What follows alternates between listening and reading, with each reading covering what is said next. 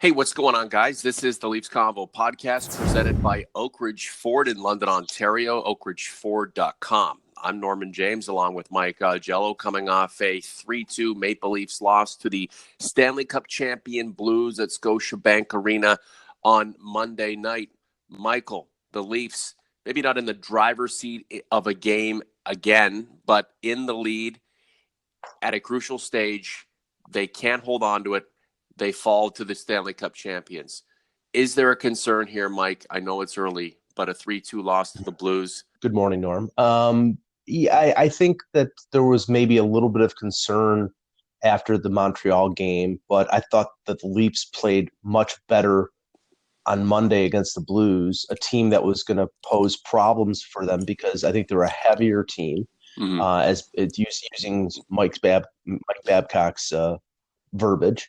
And very, very tough along the boards, win a lot of battles, and for the Leafs to compete with that, they were going to have to use their speed, which at times I thought they did, but in the end, they lost some of those battles, and the quality of the Blues, I think, shone through. And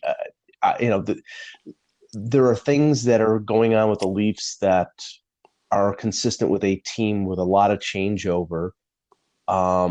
Getting used to new line mates, getting used to Babcock's tactics, and 2-1-1 after 4 games in 6 nights, by the way, which is a little bit of a hefty schedule. But I don't think it's bad. But there's also things that I think need to be improved with this team going forward. And he even said that after the game that for them to be competitive, they're going to have to upgrade themselves. The Leafs outshot the Blues 34-30. They were out hit again.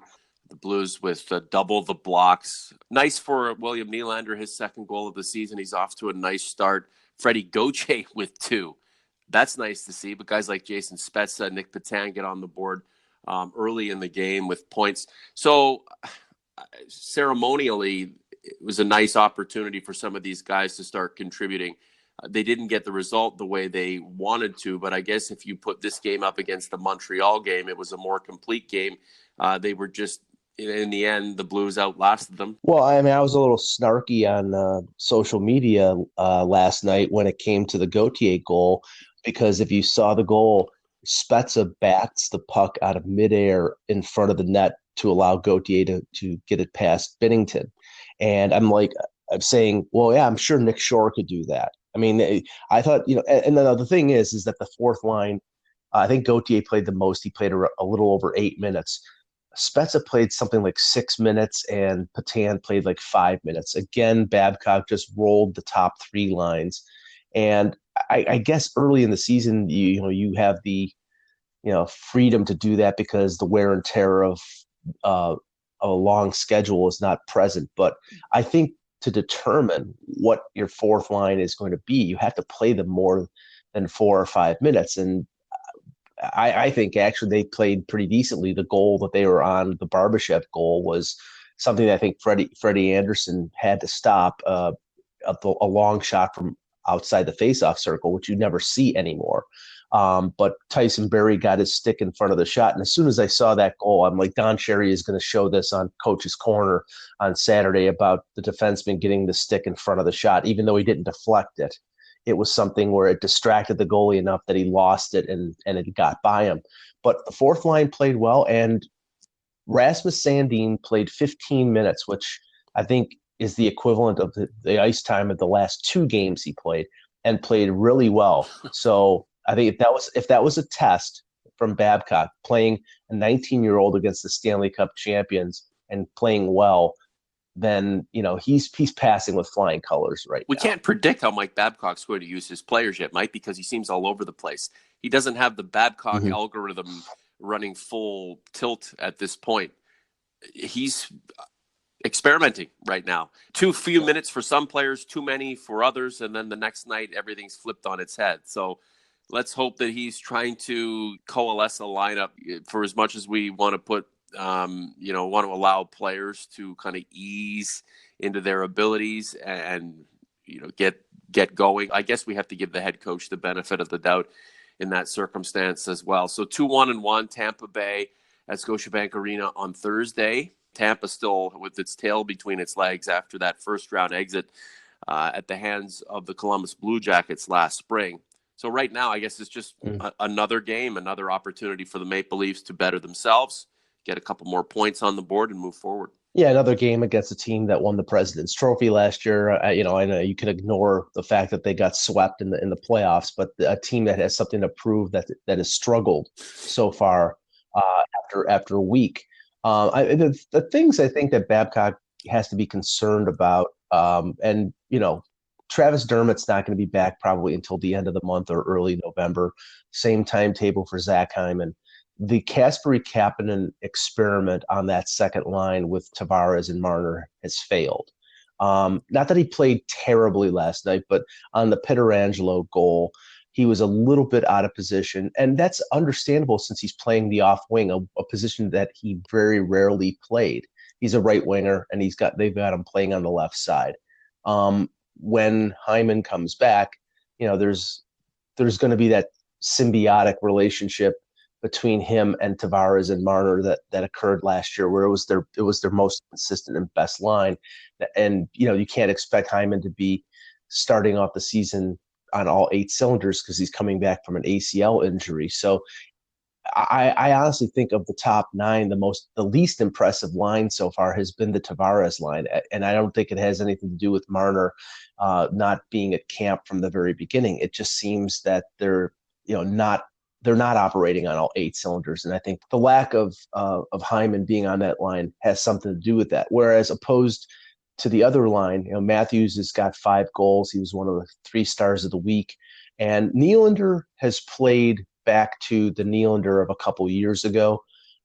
He was really good last night. I think still it drives people nuts that he doesn't drive the net sometimes, that he always curls or he always goes behind the net, sort of avoiding contact. But that as long as he continues to be creative offensively and make the passes that he makes, then you could accept those things missing from his game. But he's been really good, and Matthews has been they great. Certainly have. So, Nylander will be as good as he wants to be, and then the Nylanderites will back up whatever he does and herald that as being totally incredible. And that's all fine and dandy. I wish 88 the best, and he's doing really well right now. And again, if he's a cog in the wheel that makes this team, spin at a pace that eventually rolls a Stanley Cup, that's what matters to me.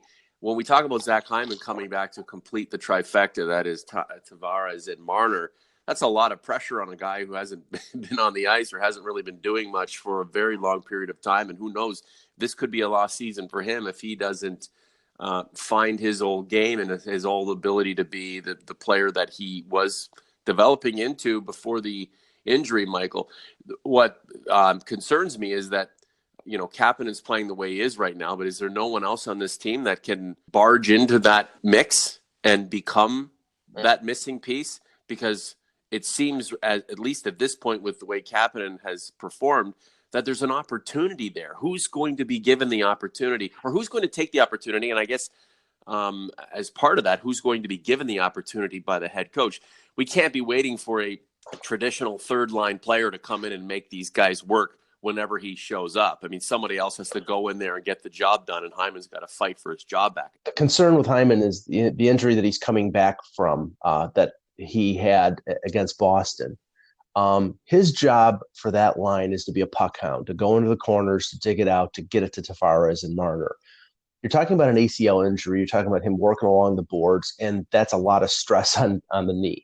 So he may not be as effective as he was before the injury, at least for a little while, and maybe a little tentative. And that's always, mentally, that's always a tough hurdle to get over. So to your point, I thought there was a possibility that after Kapanen's game against Montreal that either Ilya Mikheyev or Trevor Moore would step up to that second line. Babcock didn't do that.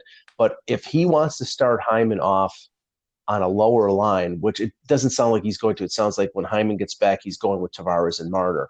But if he's not effective, then I think the candidates to move up to that line would be Mikheyev, who's played well beyond everybody's expectations, or Trevor Moore, who just seems to be sort of like an energizer bunny, and he can play both wings. So I think those would be the 2 candidates to move up into that spot if Hyman is not ready and if Kapanen isn't more effective. A big shout out to the OGs and converts who populate the comment section and the community portion of the YouTube channel 5x3. Drew Ayashi, Timberwolf, War Daddy, Steve Hardman, Brian D, and Kai Young. Thank you very much. And that's just a few names of the hundreds who help to allow us to do what we do. We do have a Patreon account. I have had some inquiries about that. You can throw a couple dollars our way and you'll get a TLC OG shirt. We have some shirts going out here in the next hours to a few backers of the podcast who have been waiting very patiently to get their gear, and it will be coming very soon. Also, OF-Convo-2019. That is your Oakridge Ford confirmation code. If you're local to London and you are looking for a new or used vehicle, come in to the dealership. Use that code, OF-Convo-2019. There are already savings on cars right now, but you'll get additional Leafs Convo savings. Trust me, it's going to work. Michael, any last things to add before we carry on with the day? I think the challenges of this team early on in the season are to be patient. I think everybody expects them to be over 100 points. Everybody expects Austin Matthews to score 50 goals and them to score over 300 goals this season.